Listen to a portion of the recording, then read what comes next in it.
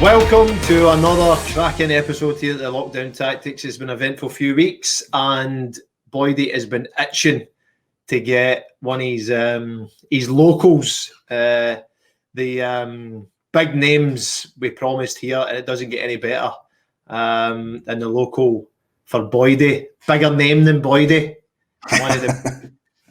One of the hardest guys from Ayrshire, as I would say. So Boydy, listen, take it away. Tell the viewers exactly who we've got. No, I'm looking forward to this one. It should be a cracker. The only thing, I just wonder what accent he's going to bring here, Snoddy. That's the big thing. But let's get him on. Let's get the WWE Champion right now, Drew McIntyre. What's happening, lads? There we go. Bringing a bit of American Scottish at first, and as we go along, it'll get more Scottish to the point. Nobody in America here will understand us. Nobody will understand. Brilliant. First of all, Drew, thanks for coming on. But I'm going to go right back to the start. Growing up in Ayrshire, was wrestling always your number one sport, or did you enjoy other sports? Well, I always loved wrestling, and that's what I always wanted to do. But I love football too. Like in Ayr, where the part I'm from, was more football based and rugby based, and played football every day. Went down to the park with my mates from morning all the way to night. And I guess that was like the other dream, was playing for Rangers as well as getting to the WWE. And as I got a bit older, I started thinking of ways, right, how am I going to get to WWE? I know no one from Scotland's ever done it before, but I was so driven. I just kept looking for as many ways as I possibly could to make it. Found a wrestling school when I was 14 in Portsmouth, as you know, is about 12 hours away from Ayr. So I used to make the 24-hour round trip since I was 15 years old to train to learn to wrestle. Started the Scottish wrestling scene at 16, got signed by WWE at 21. Thankfully worked out. I don't know if we're just audio right now, but just for you lads. And eventually became WWE Champion. Hold up the title right now for those just listening. Beautiful. Love it. Beautiful. Love it. Brilliant. See on that, when you're talking about the 24-hour round trip, how long were you away for? Like in terms of, were you away for a few days when you're down training, or was it just down training back up the road? What? Yeah, it varied. The initial trip down, myself and my mate we went for personal training. We went for 9 days. He couldn't hack it anymore, unfortunately. It was his 16th birthday and we're down there, and there was a little thing we did on his 16th. There's something in wrestling called chops. You might know it from Ric Flair when he hits the guy in the chest and everybody goes, ooh, it bloody hurts. You're just basically hitting the guy in the chest as hard as you can. For his 16th birthday, we all chopped him 16 times. There was about 20 folk there, so you do the math. He never came back. So after that, I started going down like for week-long camps, 3-day camps, whatever I could do around school, whatever I could afford, and my mum or nana would give me the money for. I was down there learning until, like I say, at 16, myself and a few lads started the Scottish wrestling scene. Who was your inspiration? You know, starting out, to looking to get into the professional. But who did you look up to when you were younger? I mean, Ali McCoist, but that's not for wrestling. But I was a big Bret Hitman Hart fan. He was my favorite wrestler growing up. Like I remember at the time, like I was just, everyone's into Hulk Hogan and the Ultimate Warrior and these larger than life characters that were just giants and charismatic, and matches weren't the best, but I was always drawn to Bret Hart, and I couldn't quite articulate why as a kid. And as I got older and I got into wrestling, I started to understand that as a kid, you know, you're into like your stories, like you read books, you watch your cartoons, you watch your movies. And the way he did his matches, he kind of told these realistic, compelling stories inside the ring. So that was like story time for me as a boy. I'd switch on the wrestling and watch Bret Hart matches because the matches were so exciting. Drew, you've got a degree in criminology, and just obviously me and Boydie probably get asked this question quite a bit if you didn't make it as a footballer. But if you didn't make it in wrestling, did you have any plans to obviously pursue that and try and do it in the future? Honestly, there was no plan B. It was all or nothing as far as I was concerned. I stuck in at school because, one, I wanted education. Two, I promised my dad, especially, and my parents. But criminology just seemed interesting. I got a student loan, which may have gone towards a lot of my training and supplements to make it to WWE. But I'm very proud of the fact I got the degree in criminology. And if I didn't make it to WWE, I honestly don't know what the backup plan was, because it was all or nothing in my mind. Tell us about, what was it like? How did it come about for your big break in wrestling? Was there somebody that made that change, or was it just getting a chance and grabbing it? As I got older, I got to 18, 19, I really started traveling around the UK and Ireland as one of the top wrestlers, if not the top wrestler, especially young wrestler at the time. And I started, hearing from the older wrestlers, you might have a chance to be the one to make it to WWE. Like someone from Britain hadn't been signed for a while. Someone from Scotland had never been signed from Scotland. So I just kept working hard, kept my head down, kept believing in myself. And when I got to 20, my buddy Seamus, who works in WWE also, multiple-time world champion, told me, here's the information for WWE to get a tryout. They're coming to Manchester soon. Send in your information. Lie about your weight. Say you're bigger than you are, because at the time, I was tall, 6'5", but I wasn't the heaviest. I was probably about 14 and a half stone, 15 stone at the time, which isn't too heavy for a WWE wrestler. So I said I was about 17 and a half stone. That's 245 pounds. Got my tryout, got down there, got in the ring. Thankfully, getting with Seamus, my mate. We tore it up. We had a heck of a match. I got out the ring. One of the agents told me, you know what? You'd be signed today. If the guy who signed people was actually here, he's not. Come back in 6 months. So I went away. And then I started working even harder, and I actually got myself to 17 and a half stone, got myself to 245 pounds during that 6 months. Came back to London. And the next tryout, same deal again. Myself and Seamus get in there. We worked our butts off. We beat the crap out of each other. So another lad, English, worked at Wade Barrett in WWE. I knocked his tooth out during the tryout. We really were going for it 100%. Got out the ring. Finally, the right guy was there. Told me to take a walk with him to the catering area. Looked me in the eye and said, I'm thinking about bringing you to America, kid. And I looked him in the eye and said, I'm thinking about letting you. And then I got signed that day. 21 years old. My last year of uni. Thank God, everything worked out the way I planned. Brilliant. What see on that, Drew? What in terms of the sacrifices you had to make? Because we speak about it, a lot here in the lockdown tactics. That as footballers growing up, in terms of not being able to go out with your friends and the sacrifices you need to make to get to the top of whatever sport you're in. For yourself, when you go right back, what sacrifice did you have to make, and even now? When I go back, where, sir? When you go back to when you were a young boy coming through, the sacrifices you had to make. Oh, just the sacrifices in general. Yeah, I mean, I did get some time with the mates and that, maybe once a week or once every 2 weeks, but it was every single day. I was working out, I was eating right, trying to get bigger, and yeah, thankfully I was at home, so mum and dad looked after all the adult things like the bills, and they paid for the food.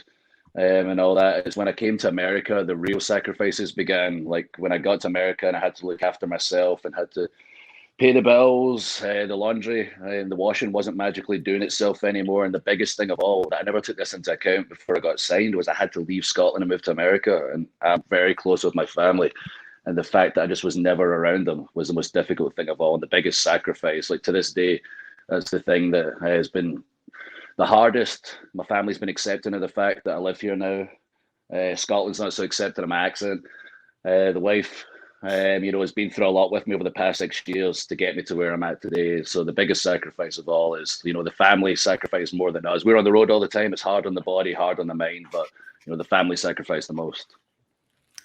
You speak about that, about being on the road and everything, but we see it in football as well, Drew, that the outside world don't usually see, or they don't hear, the sacrifices that you have to go through and everything. But for your family, what they need to put up with and all that as well. They just see you, with that title around your waist, lifting it above your head, footballers doing what they do and stuff like that. But for how difficult can that be? And if you need to have, I think you're on record quite a bit speaking about your wife, how supportive she's been, your family, how supportive. How vital is it to get to the top of the industry, that everybody around you surround yourself with the right people? It's so essential. That's been the difference maker for me. Those that don't know my story, I get signed at 21 and things started really well. Vince McMahon, the owner of WWE, announced me as the future of the company at 24, future world champion. Things were going great, and then suddenly things took a nasty turn. My mum got sick during that time. I started going out and partying more, hanging out with perhaps the wrong people, and suddenly my personal life was spiraling out of control. My professional life spiraled out of control, and inevitably I got fired. And I had to look myself in the mirror and know that I wasn't giving it my all. I was hanging out and partying all the time, and it was on me. And from that day forward, I looked myself in the mirror and said, you're going to be accountable to that person, only the person in the mirror. You're going to give it your all, leave no stone unturned, work as hard as you can in every area of your game. But if it wasn't for my support group around me and eliminating the negativity, I never would have got back to WWE. I never would have became champion. I remember one particular time, thankfully things were working out. I was traveling the world. I was the #1 wrestler outside WWE, and I actually broke my neck in Newcastle one time. I came back to America here in my house. I was sitting with a wife, and she had a conversation with me and said, you know, you could be doing more. I went, what do you mean? I'm the #1 wrestler in the world. It's like, no, you're still hanging out with the guys when you go back home, partying with the lads. You got to eliminate that crap. You don't look as good as you could look. There's definitely areas you can improve. And I'm like, you know what, you're right. And then I started looking into more diet, which I'd never really done a proper diet in my life. I got myself a nutritionist, started working on the diet, cut out the drinking. Suddenly my body magically changed. And people were asking me, what's the magic thing you're taking? I was like, you know what it is? Diet. No, you hear 70% diet and 30% gym. It's true. Magically, my body changed. My mind felt better. My family were really proud that, you know, finally I was firing on all cylinders. I was back in WWE within 3 months. 2 years later, I'm sitting here WWE champion, feeling as good as I've ever felt mentally, looking as good as I've ever looked physically, and happy in my professional and personal life. Brilliant, brilliant. See there when you say you broke your neck, what? Tell us more. How did you come back for that? I mean, it was not as bad as it sounds, as weird as that is to say.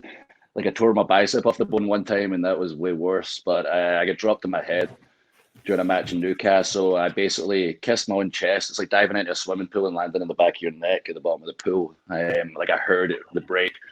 But thankfully, I got very, very lucky, as the doctor told me, that it was a non-displaced fracture of the T2 and T3. And you just needed to wear a neck brace from, you know, my neck to basically the lower part of my chest. It was more like a body cast / neck cast. And during that time, you know, my wife, again, as always, really stepped up. She basically looked after me, had to wash my hair in the shower, take care of me and that. And during that time, you know, was when I really made those positive changes. And again, it was thanks to her. Like, you know, if you find the right women, you can really, they can bring down kingdoms and they can build up kingdoms. I'm proud of my wife that she's built this kingdom with us. No problem. Drew, have you ever, we should obviously speak there about injury and stuff, but have you ever been in the ring where you've injured an opponent? Is that something that is always, are you getting in there thinking about that? You kind of really seriously try to injure somebody, or are you just thinking, you know, I just want to get the match won and still I'll look good doing it as such? No, I mean, the objective isn't to hurt your opponent. You know, we're on the road, like I said, outside the pandemic, you're on the road 52 weeks a year. Sometimes you get 4 matches in a weekend, or a 2-week tour when you've got a match every single day. And you're get out there to entertain the crowd, make it believable as possible, not hurt each other. And accidents do happen. Like, no matter what anyone's opinion of our industry is, you can't fake gravity. And the first person that can figure out how to fake gravity, please tell this guy first. But, you know, you're out there trying to protect each other, but accidents do happen. Like I say, I've torn my bicep off the bone, I've landed and broke my neck. I've done so many things I can barely count. Those are the worst 2. Regarding hurting my opponent, I wrestle like a style we call kind of snug. Some of the guys, like, you'll see people doing impressions of it when they stamp their feet and do those silly fake looking punches. Like, no one really does that anymore. That's more of like a 1980s kind of thing. But what you'll find with my style, if you watch a Drew McIntyre match, I am smacking them across the back as hard as I can. I'm chopping them in the chest as hard as I can. Look closer, you'll see marks appearing. So I don't injure you, but I will hurt you, because my philosophy is you're 2 grown men. You can take a beating. It's on live TV. It's on live pay-per-view. People watching it either are into it already, or they're trying it for the first time, looking to make fun of it. So this is my opportunity. I'm like wanting those people at home who think, oh goodness, here we go, wrestling. And they watch it and go, oh my God, I don't know about anyone else on that show, but that Drew McIntyre, he's beating the crap out of everybody. Look at those marks on the guy. And that's my philosophy. Is it good? Is it good fun? Is it good camaraderie amongst you always? You've got that, you know, good relationship, and because you're always on the road together. Yeah, we're like a family in WWE. So we literally spend more time with each other than we do with our family at home. As I mentioned already, it's 52 weeks a year. That's every single week. And we are on the road minimum, again, outside the pandemic, on the road minimum 3 days a week, usually 4 days a week. We go on these international tours for 2 weeks at a time. So yeah, we build up that relationship, and like the same as any walk of life or any job or any, you know, family, you don't get along with everybody, but push comes to shove, you know, you're going to fight for your family. Drew, are you constantly analysing your game?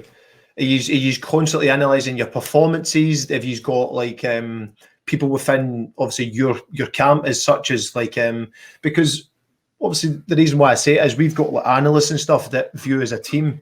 When you are obviously an organisation and you, as you said, they're like a family, are you constantly trying to work at your game on how you become better and how it can obviously look good to the fans and stuff as well? Yeah, especially during the situation we're in right now. And we're always watching ourselves, our product. WWE are always looking to innovate and adapt to whatever the situation, including the pandemic. Our number one superstars, the WWE fans, the WWE universe, we call them. And without them to play off of, we've had to start thinking outside the box, how we do these shows with no fans or very minimal fans, and how we make that connection with everybody at home. The thing I've started doing is what's called breaking the fourth wall. When you're watching a movie, the actors don't look into the camera because it would feel a bit weird if they're looking you in the eye. But I started doing that because there was no one in the building. So I started looking into the camera, making that connection like I'm doing right now. The people listening can't see, but I'm looking into the camera and speaking to people directly at home. And that's how I was trying to connect with everyone at home. I've also started doing these special matches we call like cinematic matches, or almost like mini movies. So every month we have our monthly pay-per-view. We'll have our standard matches in the ring, which are always the top level. But then we'll have special cinematic matches. Even just this past pay-per-view, it was called the Horror Show Extreme Rules. We had one match, it was called a swamp fight, between two huge gentlemen who fought in a swamp that had like snakes and alligators. And these two guys have got so much history together. It's very exciting. But the one that caught my attention the most, I don't know if you saw it, but brace yourself for this. Maybe watch it on the WWE Network. It was an eye for an eye match. It was Rey Mysterio versus Seth Rollins. The winner was the man who removed one of his opponent's eyes. One of the men had his eyes removed. So we're trying different things outside the box. Basically, we're throwing things against the wall and see what sticks. But that's, WWE in general. We're always looking at our performances, seeing how we can improve, looking at our overall presentation, seeing how we can improve, and especially during the pandemic, whatever's best for the fans. And we always tell our fans, tell us what you think. Social media is so big in general, but especially right now. Yeah, give us that feedback, especially to me, send it to the champ. If I see something I like, I'll try it. One week on TV, my wife, I was getting all these ideas, and I said to my wife, I'm going to say something mental tonight. I was like, what should I do? And she was like, Tiger King's really big. I dare you to say, hey, all you cool cats and kittens. I walked out from my entrance with the title, looked right in the camera and went, hey, all you cool cats and kittens. And then I'm trying stuff. I was in segment one of the show, of a 3-hour show every Monday. Our show, Monday Night Raw, is a 3-hour show. So I know when I did that, somebody's gifting it or memeing it, putting it out on the internet. Somebody else is not watching Raw is going, what is going on in the wrestling right now? That's mentalist. It's just doing that Tiger King stuff, and hopefully they'll switch over and give the product a try. And then we've made another fan there. Drew, you've won many prizes, but is winning the WWE title, does that top the lot for you? Oh, absolutely. That's my life goal and dream, was to be the WWE Champion. And there's times in my career, when I was at my lowest during my first run before I was fired, that during the time I was fired, it seemed almost like an unattainable task. And when I finally, did it, it was, again, not in front of 80,000 people. It was supposed to be right here. Tampa is my American hometown, 20 minutes down the street, supposed to be 80,000 people there. But then when I realized that, all right, WrestleMania is still going ahead. We're still bringing 2 days of live content. The world's in a pandemic. They need an escape. I'm going to be the main event of WrestleMania. I'm fighting Brock Lesnar for the WWE title in the main event. I've got a feel-good story. I can make some people smile. This is bigger, than my selfish reasons and posing with the title in front of the crowd. If I can win this, when I won the match, I had a private moment with the title. I remember I saw one of the cameras ringside. I crawled to the camera and I reached out and I thanked everybody at home. I thanked them for supporting Drew McIntyre and his journey to the top of WWE, for choosing WWE during these difficult times. And I found out later we had 14 million unique social media interactions over 2 days of WrestleMania, up 60% from last year. So a lot of people's minds were off the pandemic, and that means more to me than 80,000 people screaming during these times we're living in. That's brilliant. That's the numbers are fantastic. See on that, Drew, when you go back to your period where you said you were fired, how difficult was that? And since you've came back, Vince McMahon seems to have backed you to be the main man of wrestling. What would you say? How basically how good is that for the leader, the main man of the organisation, to put his full trust in you? I mean, that's everything, to get that trust from the company. And the truth is, I had to earn it after my first experience with the company. And coming back, I didn't come back to Raw or SmackDown. I came back to our third brand, NXT, because I wanted to prove myself all over again and show that I didn't just want to be the man, like one of the men, I wanted to be the main man around here. And it's my experiences that prepared me for the man and the champion I am today. It's all those ups and downs and those lessons learned that prepared me to the point I said, I am ready for any situation you can throw at me. I am ready to lead this company into the future. Boom, pandemic hits. I feel exactly the same. I'm so proud to be the man that's carried the company for the past few months when a lot of people might have cracked under the pressure. There's nothing you could throw at Drew McIntyre that life's not thrown at me already. Love it. Love that attitude. Well, do you prefer to be heel or babyface? I like both, to be honest. The bad guys have more fun, that's for sure. But like, it's kind of cool right now because I'm basically myself on TV, which is a lot of fun. Like, I came back to Raw. I was a bad guy. I was just a big 6'5", 19 stones, hairy, snarling Scottish guy that nobody could relate to except the other giant, hairy Scottish guy in Scotland going, I get this guy. I know why he's angry all the time. So no one else could really relate to me, especially in America. But then one day I had to buy some time in the microphone, and it wasn't televised. And I was outside the company. I was kind of known for my talking and just having a laugh with the crowd and being a bit silly, sarcastic, goofy, telling jokes aren't funny. The real Drew, basically.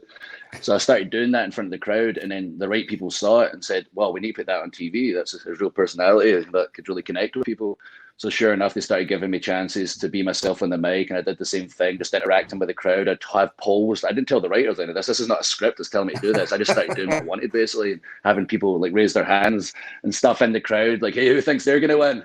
Who thinks McIntyre's going to win? Everyone shoot their hand up, including me, and I'd look around smiling. And no matter how silly I was, they knew when the bell rung, I always kicked butt. And then people started kind of digging what I was doing, and it got to the point, we got to our big event, the Royal Rumble, where we get 30 of our top superstars in the one match, try and throw each other over the top rope. The last guy left standing gets a world title shot at WrestleMania. And that was my big moment there. And I remember before I walked out, Brock Lesnar had eliminated half the Rumble basically by himself, was standing there on the ring. I was about to walk out, and it's like, you see the movie A Star Is Born? Like, it's a weird comparison, but this is like how it felt. Like when Lady Gaga's at the side of the stage, Bradley Cooper basically goes, here, I'm going to sing you a song. You can either join me and make yourself a big name or not. It's up to you. And she starts there thinking, or stuff's running through her head. And she goes, here we go. It's my big moment. Before I walked out with Brock's in the ring. 40,000 people are screaming in the stadium at Royal Rumble. About to walk to the ring. I know it's about to happen. I think to myself, all right, man, you've been the future your entire career. It's time to become the bloody present. Go in there and knock Brock out. Went in, kicked Brock in his face. He went out over the top rope. 40,000 people were the loudest noise I've ever heard in my life, to the point, like, the adrenaline rush, I can't even describe how I felt in that moment. And then I went on to win. I'm getting goosebumps just now. I'm getting goosebumps just now. Yeah, that was my favourite moments ever in my career right there. Like I say, the difference between WrestleMania and the Royal Rumble, at 40,000 people losing their mind when I eliminated Brock, 40,000 people losing their mind when I won the match and the last man standing, couldn't even walk. My legs stopped working, so just overwhelmed with emotion. And to WrestleMania where there's nobody there, but I was on my knees, get handed the title by the referee, had that kind of private moment with the title. Both, like, as different as they were, the emotional levels were exactly the same, how I felt. Just different emotions, exactly the same level though. Brilliant, brilliant. Well, see if we go back to 2010, WrestleMania 26, and it was Shawn Michaels and Undertaker. I think you were meant to be fighting the Undertaker. I know there's rumours that he might have retired now, but is that something, if that one-on-one fight with Undertaker, because he was one of my heroes growing up, is that something that if you could that one-on-one with a dead man? Yeah, I mean, that's something I constantly mention all the time, and I've mentioned to him as well. I used to travel the roads with him as a kid. He was the locker room leader. He's the guy that Vince McMahon said you listen to the Undertaker and the Undertaker only to learn from. And we had a match right before he retired, Shawn Michaels. He defeated me. I went away for a few years. He disappeared. He kept reappearing for these special matches, and one of them was a tag team match with myself and Shane McMahon versus The Undertaker and Roman Reigns. And we had a couple of interactions in that match, one in particular when we stood face to face with each other. And I think everyone was surprised that we're very similar in size, and the crowd started rumbling like crazy, and I could hear them and I could feel them. And I was like, wow, this is something that really needs to happen. And past WrestleMania had a great match with AJ Styles, one of those cinematic matches I was talking about, like a little mini movie called a Boneyard match. It was really cool. Gave the impression I retired afterwards, but The Undertaker is not retired until Drew McIntyre and Undertaker have that big match they were supposed to have many years ago. So that's an exclusive here at Lockdown Tactics. Drew McIntyre wants to take on The Undertaker. Yes. I'll go chap his door if I have to. Just fight about his front garden.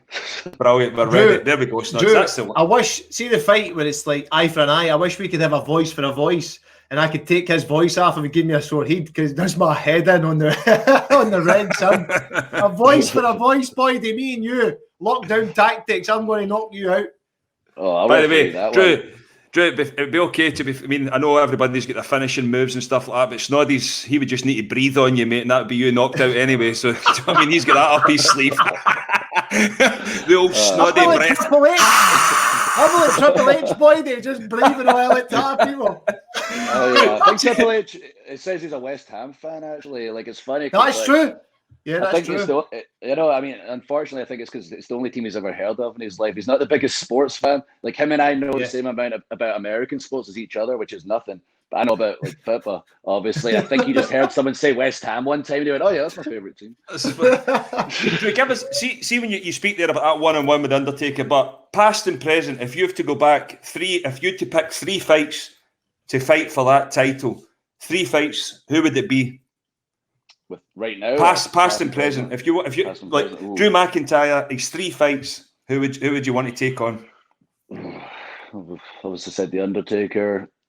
And why? There we go. So the Undertaker and why? Oh yeah. Well, we just talked about the reasons why. There, it's been a match that's a long time coming, and obviously a dream match for anybody. I guess Bret the Hitman Hart. I talked about earlier. My hero growing up. If I could get him in his prime, that'd be a lot of fun. And I'm torn for this third one. Like I want Shawn Michaels because he's the greatest in-ring performer of all time. But then again, myself and like I said, Sheamus earlier, and I are close with a lot of history together. He's the one that called during this interview and screwed up the audio. So actually, screw him. He doesn't get to be in it. Shawn Michaels, he's the greatest of all time in ring. Sheamus messed up the audio for this interview, so he's off the list. Shawn Michaels, the best, yeah. Yeah, like everyone's between like Shawn Michaels and Ric Flair. Generally, people are torn who's the best actual in-ring performer when it comes to their exciting matches. I'm a big Bret Hart fan, as I say. I think he's up there with both of them. All of them are great in different ways, but I think it would be Undertaker, Bret, and Shawn for me. And I'm going to ask you one other thing on that. Your finishing move, but if you could steal somebody else's finishing move, what would it be and why? Stone Cold Stunner. You can do it to anybody, and it's awesome. Like it always gets the biggest reaction of the show.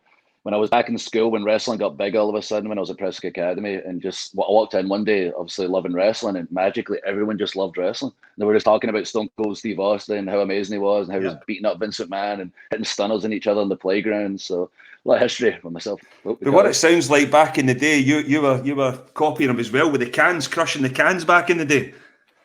Yes. Well, as you know, being from Ayrshire, you're crushing cans at a young age to the point where I'm so way forward. I'm over it now at this age. Cans of super lager. Big Drury, cans of super lager. I could bring a bottle. By the way, the days are gone, mate. It's the champagne now. It's the champagne. I'll tell you, like if we get crowd at Mania next year, I'll be out there like pouring bucket all over. Not myself, the Americans don't know. I'll pour bucket all over them. It's Tuesday, isn't it? See from round the back of Presswood Academy, drinking cans. It's gone. It's sitting with champagne. He's not interested in that anymore. If I agree to that, like, of course, listen to him with that accent and his champagne. He probably doesn't eat tuna anymore. He probably eats tuna. Tuna. What ambitions have you got for the rest of 2020 and 2021 going forward? What's your ambitions to drive the organisation, yourself and the organisation forward? Well, obviously, right now, the situation we're in, I just got to keep thinking of ways to, get those outside eyeballs on the product. As my WWE brand ambassador, that's my job, and I'm working with all the different departments within WWE to come up with some interesting ideas of how we can do that. I personally use my social media to have some fun now. As a bad guy, I didn't use it because I'm a bad guy. Why would you have fun on social media? You just want to beat everyone up. But now I just look for opportunities and attack. Myself and Tyson Fury get a nice little back and forth going on the social media, talking about possibly having the first WWE UK pay-per-view since 1992. If him and I had to headline it to make it happen, we would absolutely do it. Myself and Chris Sutton get a nice bit of banter going on, which is a lot of fun. But again, gets those outside eyeballs, people back home that maybe aren't watching the WWE product, and they go, man, that McIntyre's pretty funny making fun of Sutton. I'm going to check out that wrestling. And just any way I can possibly turn some eyes towards WWE and let them know, just give it a chance. It's the best of sport and entertainment. It's for the whole family, youngest kid to the oldest adult. more families watch WWE together than like over here than the NFL, the NBA, than UFC. It's not just all guys that are watching it. 40% of our audience is females. And I assure you, if you just give it a chance, you'll be hooked. There's something for everybody.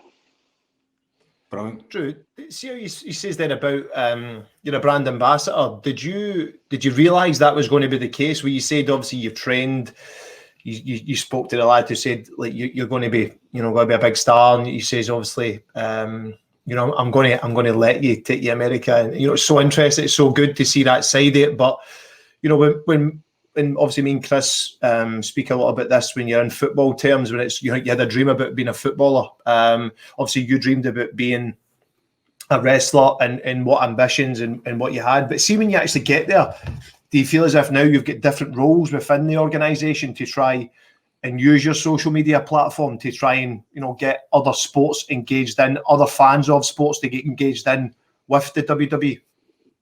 Yeah, for sure. And that's something I learned during my time away, that I was always wanting to be a wrestler, and I was just like, oh, I'm just a wrestler, but there's so much more to being, I said that's why we're called WWE superstars.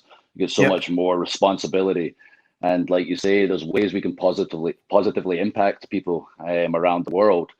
And just to give you a couple of examples, the thing that means more to me, or the things that mean more to me than anything, even in the ring, even being champion, like this past Sunday before the pay-per-view, I was able to get on a virtual call with 30 families through Make-A-Wish, because we can't meet the kids in person. I was able to talk to the families for a few hours virtually. Superb. And that was awesome. I did a video for the Special Olympics this week that just came out. I'm about to have a meeting with them and how I can help with the Special Olympics and that kind of stuff. That's, again, no matter what anyone thinks of wrestling, that's the real stuff and the stuff I'm most proud of, and want to be doing as much as I possibly can of, and use, like yourselves, using your position for good. Drew, see, obviously you're saying that there, that when obviously you get a chance to obviously change people's lives, or do something like that. When you had you say about speaking about obviously having a dream, but you're living every kid's dream. Me, Chris, we all watched wrestling growing up. It was a dream, that we were there, we were part of that. And one thing that was always within growing up within wrestling, they made you feel part of it. You're always doing the moves at home. You're always interacting. It's been such a big organisation worldwide in the universe, as you say. So it's like, do you sit back sometimes and realise, and pinch yourself and say, I'm living every kid's dream? Yeah, all the time. I never wanted to put on a uniform. As I say, maybe points, I was like, I'd be cool to play for Rangers too, or something. But I always wanted to work in my underpants forever. I never wanted to grow up. I always wanted to be Peter Pan. And I get to do that, and it's never lost on me, especially these days, that I'm living my legit childhood dream that almost seemed impossible from a big guy, fake air, going all the way to big America with the WWE. And like you say, it's a global company, like in 800 million homes, 180 countries, 28 different languages, and over 1 billion with a B social media followers. And these are the kind of stats you can throw out when you're the WWE brand ambassador. Brilliant. Brilliant. Superb. By the way, that's like a pitch. Yeah, that's what the brand ambassador does. That's what he does. It's amazing how big the company is. Like, some people think it's this like wee small thing. Sometimes I think the way they speak to me, I'm like, you quite realize like how big WWE is and how big it's gotten over the years. This is the biggest it's ever been in its history. It's just unbelievable when I learn more about the company. As I say, I work these different departments and just learn like how big we are and how much we impact the world in general. Well, see, when you're the brand ambassador, does that mean, is it rules for you and rules for other? Because when I watch the wrestling, they're all, shaved and everything. You've still got the big hairy chest. I think I've just been around for a minute, so I think I get away with a bit more than some other people. Like I keep saying, hey, I'm a big Scottish savage. I'm an intelligent Scottish savage, but I still need my hairy chest. So I hated like taking it off when I was younger. I was like, man, I don't like this. So I'm happy to be unshaven these days, big and burly. Love it. You're an Ayrshire lad, and obviously you're patriotic about your obviously Scotland stuff. But what we want to know at the Lockdown Tactics, who's the most famous person in Ayrshire? You or the man himself, Chris Boyd? Good one, Snoddy. Both of us. I just think it's amazing that people from Ayrshire have done such amazing things. Like look at actually, I'll go to WWE just quickly for an example. Like I don't know if someone just lost the title, but at one point, like a month ago, we had 5 champions of WWE from Scotland. There's obviously 5 million people in Scotland. That's a 1 in a million. And it's amazing that WWE, had that Scottish representation in there. Absolutely blew my mind. And obviously, Boydy has been a badass for Rangers, which is amazing in my book. Did you watch a lot better of watch Boydy? that. By the way, you better watch that word in here with Snoddy. He doesn't like the old famous Glasgow Rangers. Why would you go and tell the WWE champion that? He's going to knock me out when he sees me, Boydy. Any chance? By the way, he mentioned Tyson Fury there. They might do what he done and just done a runner. He shit it from me as well. He did. I'm coming, when I get back to the UK, things open back up. I'm getting an open top bus with a belt. I'm going from the top of Scotland to the bottom of England. I'm going to pick up Fury on the way so we can have a little chat. Love it. There we go. Fury, love it. That'll be 2 people for Ayrshire trying to fight with Big Fury, Boydy. Oh, by the way, there's one that's definitely got a chance of winning. The other one's definitely not. You're definitely not. I'm ruling myself. We know you're a Rangers fan. You're a big Rangers man. Did you watch, obviously, a lot of Boydy because the connection of Ayrshire, and how much did you get the chance to see Rangers as you were obviously training and such, and how much of a big Rangers fan are you? Yeah, I'm always checking out what's going on whenever I can. Obviously, when we were getting relegated, I took the time to try and remind everybody. It's not just like, oh my God, I'm Rangers and I don't like anything else. I'm all about Scottish football. My philosophy is, because I've travelled the world, Rangers need Celtic, Celtic needs Rangers. It's like the Batman needs the Joker. That's the big thing we have that the rest of the world knows. It keeps the interest. And I was like, okay, it wasn't the team that messed up. It was the people around the team that messed up. But if we take Rangers down, it's really going to affect Scottish football, because I travel the world and all I hear is Rangers and Celtic everywhere I went. But it is pretty interesting that Rangers, when we went down, is about the time I got released. And then we both had that nice comeback story together coming back. So it was fun watching kind of Rangers and the comeback stories. I was in the comeback story. So now that I became WWE champion, Rangers need to win the bloody league. On you, Rangers, now. It's over to the Glasgow Rangers. There you go, Snoddy. They're coming back. Don't you two worry about that. Here, I've got these 2 hands for both of you. 10 in a row, boys. You could have just finished the season. I know we probably would have caught you, but could have just finished the season to make it official. Now there's a little asterisk for something. Hey, there's that wee finger there for you, Drew boy. By the way, see that wee finger there? That looks like Coisty's other wee one now. By the way, Drew, you need to go on him for that. The next time you see him, he's got that wee finger tucked in there. There we go. There's one for you didn't know. Right. See, here's one for you. You've spoke about Tyson Fury. You'd love to Big Sutton. You would love to get him in a ring with you. What would you do to him? I've told him already. Said, things didn't work out south of the border. He ran to the north of the border. Likes to pretend he loves Scotland so much. So when I get back to Scotland, I'll give him a nice big Glasgow kiss. So that's what I've got for him. Take that, Sutty. It's the name of one of my moves too. The commentators. Would that be pay-per-view? Drew, you and Sutty, would that be pay-per-view? Oh, absolutely. We're definitely going to do something. When I can get back, Sutty and I are definitely going to do something. Don't know what yet, but it's going to be good. By the way, Drew, you should think that. See, when you're giving somebody the Glasgow kiss, just borrow Snoddy's head. You'll be able to use that. It'll do more damage. Bosh! Drew, I would pay more money. If Drew, the 2 boys for Ayrshire, Drew and Chris Boyd against John Sutton and Chris Sutton. Let's get it on. The tag team champions. Anytime. We want it official at the lockdown. Yes. Yeah, we'll do it down at Fury Murray's or something. Paisley, Club too far. Club too far. Oh, my days. Back in the day. Honestly. See, Drew, the main focus of the podcast is obviously around mental health and well-being, and we look for some inspirational stories and messages. Have you ever suffered from any mental health issues and your well-being yourself, or what's a positive message you would like to give to our listeners? Yeah, I mean, we all have our ups and downs. Some people more than others. I didn't quite realize, how bad I was kind of suffering when I was younger, and it wasn't until I, kind of reached out and was more honest with my support group, with my family, and especially with my wife when I met her 7 years ago and started opening up more. And it felt good to get those feelings out and let them out. And like I say, it's okay to not be okay. Like, I know you've got the Chris Boyd charity.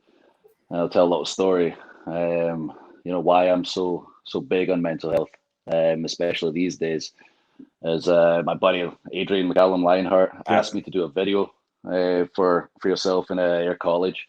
And I did it, and I didn't realize that he was suffering at the time. And he'd tell me stories about other guys and what's going on with them and how I need to reach out to them and talk to them. And the whole time he was suffering himself, and I wish I knew. And from that day forward, I wanted to work in that area as much as I can. Like I said, a couple of charities I'm working with, I want to get into the mental health area as well, because he inevitably did take his life, and it was earth-shattering for a lot of us, and none of us had any idea. And I just want to tell everybody, if you are feeling that way, just please reach out to someone you trust. It is okay to not be okay, and it feels good to get it out, and there is always light at the end of the tunnel.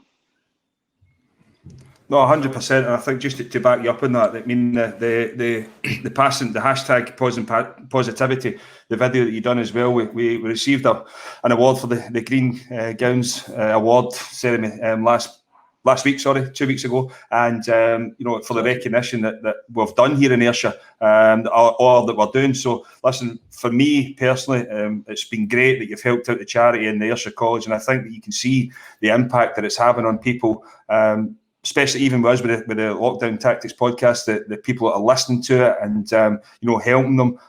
But as you said there regarding Adrian, it was obviously a big shock to everyone, because that was the whole thing. Like when we started the whole podcast, at the college, with everything that was going on, he was going to be part of it and stuff like that as well. And then to obviously get the sad news that he took his own life, it was devastating for everyone. Yeah, there really was. And like I say, you would never have known.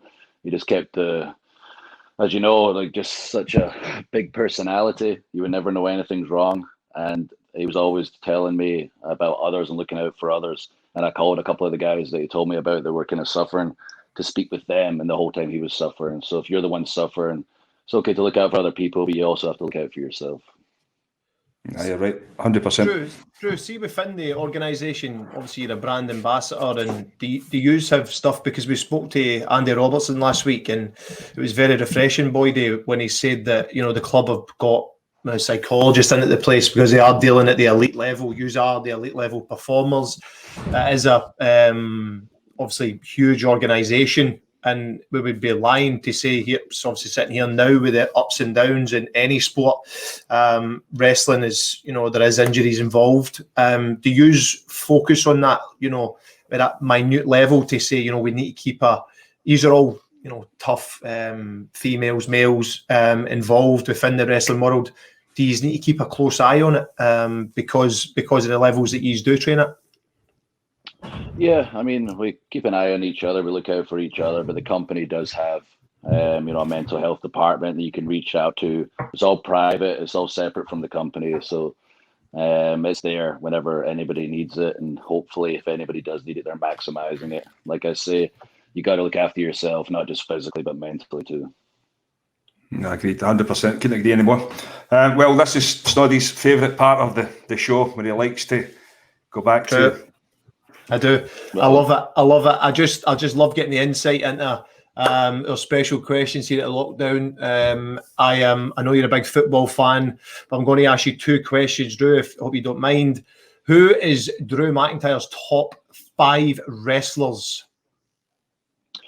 Ever? Oh my goodness. Ever.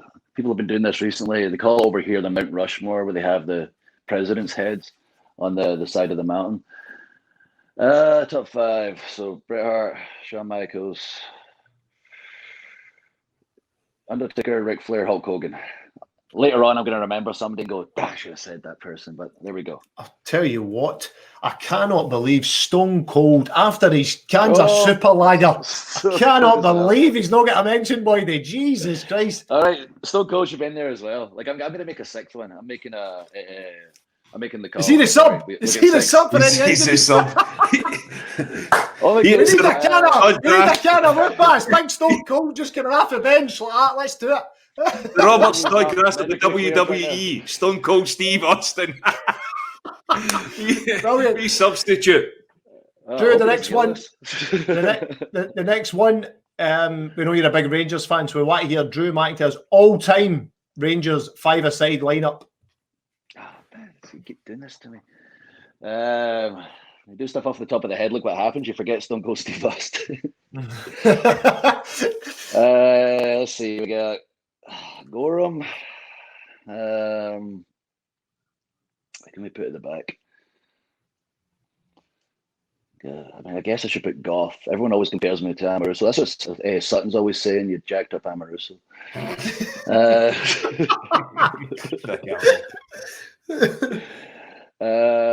Oh man, I think I need to put Goff in there. I need a leader. So we got Goff. We need Laudrup in there. We're at 3, and I need McCoy, so we're gonna have to put Boyd in there too. So there we go. We're in. By the way, Snods, I'm in good company here.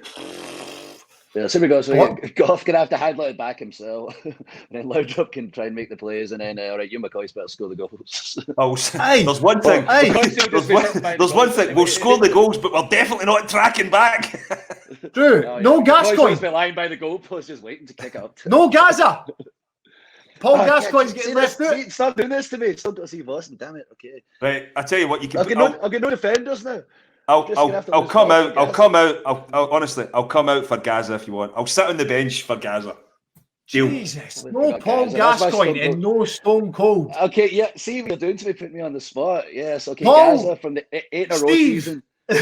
Steve, Paul, he's next in the house. Big Drew doesn't want you this week. If I can get Gaza from the 8 in a row season where he won the league practically by himself, he can just be the whole team, and everyone else can just sit at the side and watch him because he was so amazing that year. Brilliant. He was amazing then. Absolutely amazing. Unbelievable player. Drew, we spoke about finishing moves earlier on the show, but how did you come up with yours? Well, once upon a time, I was in a group called 3MB. We were a fake rock band like Bill and Ted or something. We never had any songs, never played any instruments. And we wore these tight leather trousers like an 80s rock band would wear. I'd never worn them before. First match I was wearing them, I didn't realise there's no flexibility. You can't move your legs around anywhere. So I was running to give my opponent one of my moves, which is a big boot. When you run and kick the guy in the face and keep your other foot in the ground. So as I ran to kick him in the face, I realised my crotch was going to split. Listen, that like worldwide TV, millions of people watching at home. I was like, oh my God, as my boot came up, you're going to split your crotch and everyone's going to see what's under there. So I kicked up my other foot just to stop the crotch splitting. Kicked the guy in the face, spun around, landed him on the head, knocked myself out. Afterwards, when I was in the back, someone said to me, you know what, Drew? I know you knocked yourself out in that move, but if you can figure out how to do that without killing yourself, you've got something. And that's the day the Claymore was born. The Claymore was born, ready to go. Brilliant. Yes. Exclusive at the lockdown. That is incredible. Brilliant. Drew, see, during lockdown, I know we're kind of coming out the other side of it now, but what wrestler would you have loved to have spent lockdown with? Ooh, what wrestler? Gotta watch what I say here. The missus in the other room. Just keep it to mail and you'll be fine. Okay. I gotta be careful because some of them were a bit mental back in the day. I don't want to be stuck in there with some of these mentalists. I just want to be in with my mates, I guess. Like I would have to pick like Sheamus or Jinder Mahal because I know we could just have a laugh the whole time and not end up beating each other up.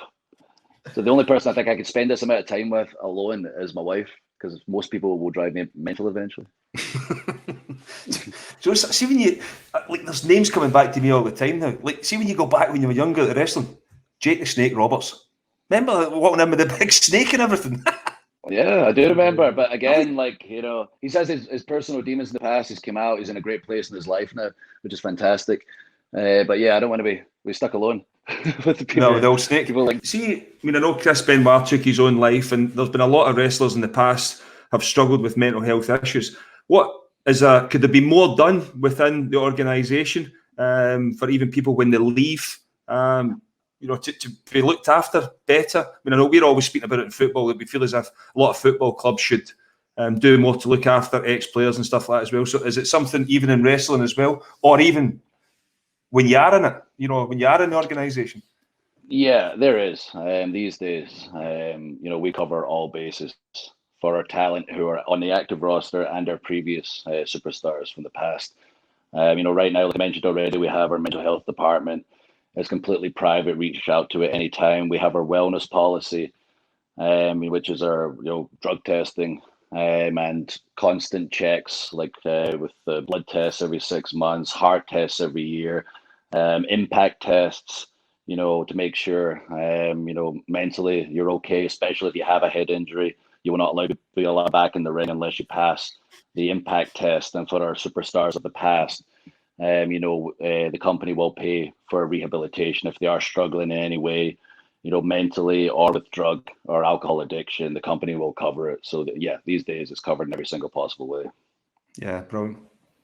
Incredible. See another thing, Drew. See in terms of, I know every wrestler wants to create their own style, identity, and everything. But when you're training, do you try out other people's, methods? We've spoken about finishing moves, but there's obviously a lot of other moves. Do you work on other moves behind the scenes, or is it just you stick to your training plan and that's it? No, I mean, coming up, we basically emulate the ones you admire. If I look at my old tapes, which I don't, I hate watching myself when I was younger. But you're basically just doing your favorite wrestlers' moves, and just eventually, as time passes, you get more experience, you get more comfortable with the crowd, you start finding your own style and what you're good at, and then you start tweaking things. Like, nothing's really original anymore, but you start modifying things, you develop your own style, and eventually you start finding yourself as a character, you start finding yourself on the microphone, and you start finding yourself when it comes to the moves. And after X amount of time, some people are quicker than others, you'll be your completely own unique character. And it's all just a process. It all just takes time, and it all comes with experience. Drew, see in that, where obviously you're trying your moves and different things. That side, obviously we speak about obviously the entertainment, you're a brand ambassador, but the WWE fans, it's as I said, it's over the universe, it's worldwide. What do the WWE fans and fans all around the world mean to Drew McIntyre? They mean everything to Drew McIntyre. Without them, WWE doesn't exist. Without them, I'm not who I am today. Like I mentioned already, when I was 24, I was the company's chosen one. I was going to be the future, and things didn't quite work out. I took the long way around, back to the company, heading back to the top. And like I mentioned already, when I started being myself, started kind of opening up, started telling my real story, started telling Drew Galloway's story, not Drew McIntyre's story, I suddenly became the fans' chosen one. And they're the reason I eventually became champion. It's one thing, people look at wrestling and go, oh, well, somebody just puts you in that position. I'm like, there's a lot of reasons you get put in that position. There's like one WWE heavyweight champion, and the company's got to look at you from a marketing standpoint, from an in-ring standpoint, from a doing interviews like this standpoint. And there's one big company in the world and one big spot in the world. And for a little kid from Scotland, for them to say this is the number one guy in the world is a big freaking deal to me. No, you're right. Brilliant. Well, Drew, I must say, thank you very much for your time. It's been brilliant. Amazing. We've got a few stories there. Me and you will battle the shit out of the Sutton brothers when you're back home. We've got that. Well, should that be the headline all over the place? Can I be the referee? You can be the referee if you want, mate. Not a problem. Let's go. By the way, he might turn on us, Drew. Drew, he might turn on us. He's worth the watching, by the way. He might turn on us. It could be 3 versus 2. But it's just to say thank you very much for giving up your time. It's been brilliant, great insight to the wrestling, and obviously, your positive mental health message for everyone as well. It's been fantastic, and I would like to thank you very much. And hopefully, your story, your career continues at the way it's going right now. And we wish you all the very best from everybody here at the Lockdown Tactics. Thank you very much.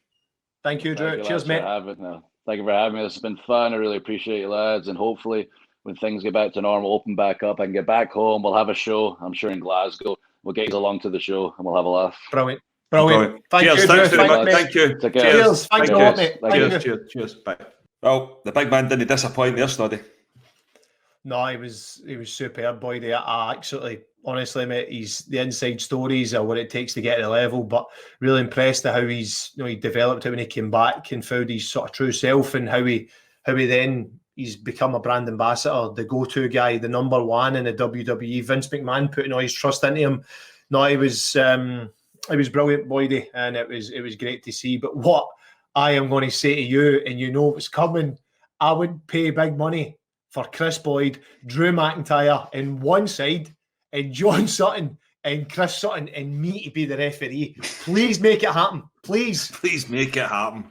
Well, it was interesting enough. Do you know what I mean? Like when Drew spoke there about, the fans at WWE and there'd be nothing without it. To be fair, Suts we wouldn't even be speaking about Suts if it wasn't for Larson and Shearer. So I don't know if that's worth it, mate. Shots fired for the man Chris Boyd for the Drew McIntyre corner. Go on yourself. You've got it. Bring on the Suttons if you want. We'll bring them on. Not a problem. What? Drew spoke about his finishing move. What would Chris Boyd's finishing move be? He's got Big Sutton on the ropes. He's dazzled. What would Chris Boyd's finishing move be? What would his finishing move be? Smashing the dish with a hat-trick ball. How does that sound for you, mate? I've got plenty of them in the garage. I don't know if you got away with that right enough. A hat-trick ball? Is that smash? Bang! Smash! Because to be fair, yeah. Finish him off with that big cheese and ham panini. The big baguette bosh. I could bring that back. To be fair, mate, I didn't miss the target that much, so I would probably be able to hit his scone with the size of it. Man, brilliant.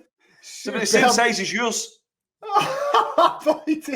You surprise me every week, you honestly. Listen, I tell you what, it's been brilliant. I thought that was another episode, but I want to touch on just something for you. I know you've been injured over the last couple of weeks, but another fantastic achievement, survival in the English Premier League as well. So well done as well on that, mate.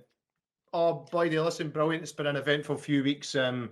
Obviously, watching the lads getting a back injury as such has been difficult. But watching the lads, I've no enjoyed. It's been some nervy moments, but the boys have been incredible. So delighted to be a Premier League player again next year, and the boys are as well. So happy days. I'm not too sure about that. I mean, I know the club is a Premier League club. I'm not too sure if you're a Premier League player, but we'll leave it on that anyway, mate. Thanks very much. But remember, you can catch us on Apple Podcasts, Spotify, Podbean, our YouTube channel. Remember to subscribe to that. And once again, we've brought you one of the biggest names in the sports industry. This time, WWE superstar Drew McIntyre. It was a fantastic episode, and everybody else, stay safe, and we hope you enjoyed it. Thank you. Thank you.